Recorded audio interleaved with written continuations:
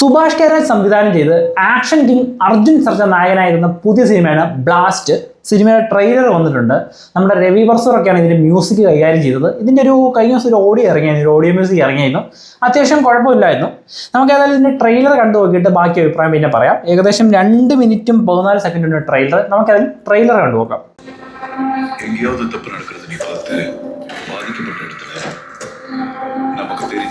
അഭിരാമി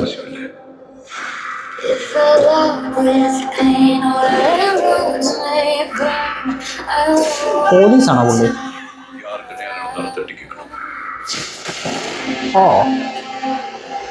മറ്റേ നമ്മുടെ സർവമായിക്കകത്തെ മറ്റെന്താ പുള്ളിക്കാരുടെ പേര് ഞാൻ മറന്നുവല്ലോ. നമ്മുടെ നീമ്പോയുടെ നായിക, നമ്മുടെ റിയാഷിബും അല്ല, ഡെലിലും അല്ല, മറ്റേ പുള്ളിക്കാരി പ്രീതി മുകുന്ദൻ എന്നാണെന്ന് തോന്നുന്നു. ரொம்ப முக்கியமான ஒரு இந்த வேலையை முடிக்க உன்னை விட பெட்டரான ஆள் என் மைண்ட்ல வரல.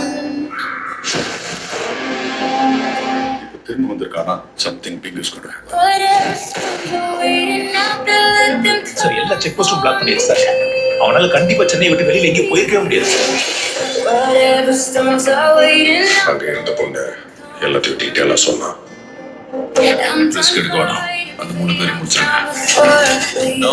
நல்லா விசாரிச்சனா அவ அப்பா அவ அம்மா. அவங்க அப்பா ஒரு சாதாரண ஹெட்மாஸ்டர். പണ്ടത്തെ അർജുൻ ലുക്ക്. அவங்க அம்மா வீட்டுல இருந்து வேலை செய்யற ஒரு டெய்லர்.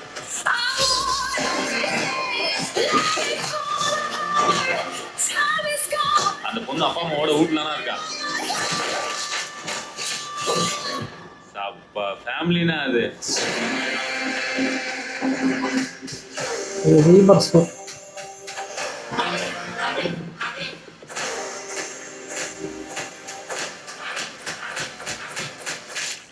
கராத்தே மாஸ்டர் பொண்ணா?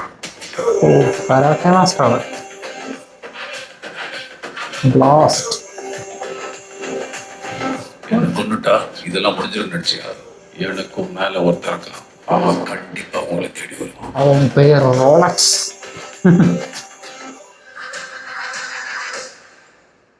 ചിലയിടങ്ങളിൽ സാധനം ഓക്കെയാണ്, പക്ഷെ ചിലയിടങ്ങളിൽ ഞാൻ ആദ്യം ഓർത്തത് അർജുൻ അല്ല പണ്ടത്തെ പോലീസുകാരനൊക്കെ ആയിട്ട് നമ്മുടെ തെറിയൊക്കെ പോരാ, പിന്നെ ഇതൊക്കെ നിർത്തി മാറി താമസിക്കുന്ന ആ ഒരു ടൈപ്പാണ് ഓർത്തത് ട്രെയിലറിൻ്റെ ആദ്യമൊക്കെ കണ്ടപ്പോൾ.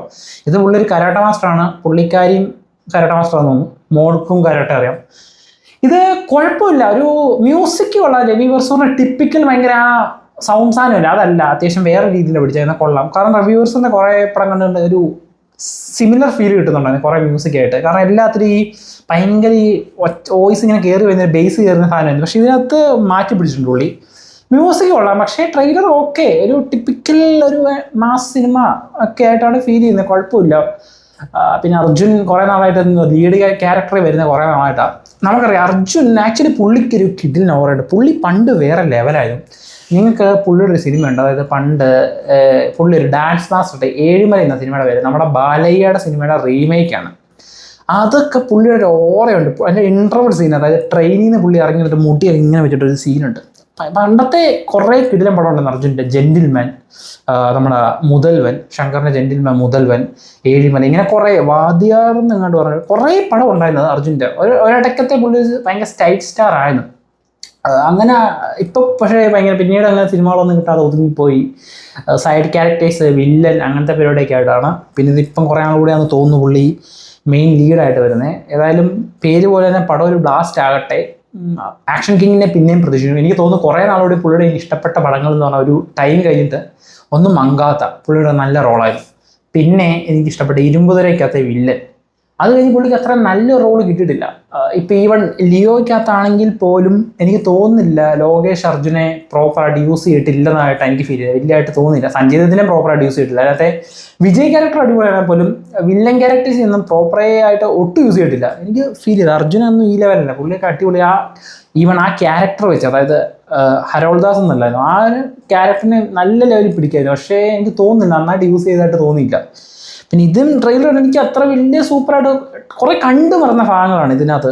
ഈ ടിപ്പിക്കൽ കുറേ നാളുടെ ഒതുങ്ങിയിരിക്കുന്ന നായികൻ ഒരു പ്രശ്നം വരുമ്പം അതിനെ എതിർക്കാൻ പോയത്, പിന്നെ അടി ബഹളം. ഇപ്പം ഈ നായികയുടെ പരിപാടി ഇതൊക്കെ ഇപ്പം കുറേ ആയിട്ട് ഇങ്ങനെ സാധനം കാണുന്നുണ്ട്. പിന്നെ കുഴപ്പമില്ല. പിന്നെ ട്രെയിലർ കണ്ടപ്പോൾ ഒന്നും പറയാൻ പറ്റില്ല. ഏതായാലും ഓക്കേഷ് ഫീലാണ് ട്രെയിലർ കണ്ടപ്പോൾ എനിക്ക് കിട്ടുന്നത്.